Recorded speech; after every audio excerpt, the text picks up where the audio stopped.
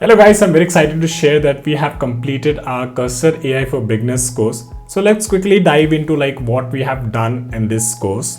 Okay, so in this course we discussed first about what is Cursor. Then we actually went and installed the Cursor AI editor on our systems, and actually we explored the editor that Cursor gives to us.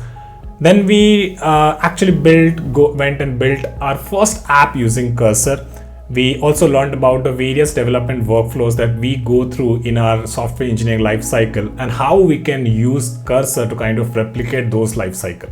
Then you also learned about how Cursor can help us learning tech stack very quickly, at the same time documenting the code that we have written, right? And finally, I shared my tips and tricks on how you guys should go about building your own projects.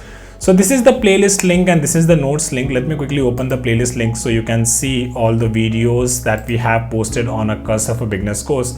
And this is where you can find all those things. So it's called Cursor AI for Beginners and my channel is Bhaiya. Okay.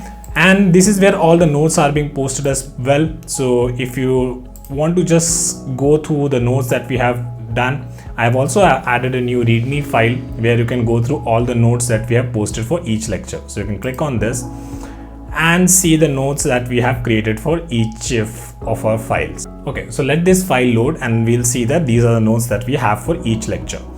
Okay, so what next in Cursor? So the next course that we are going to be launching very soon is basically Cursor for advanced users. Okay, not going to talk about what the content for this course will be, but very soon we'll be launching a lot of lectures around this as well.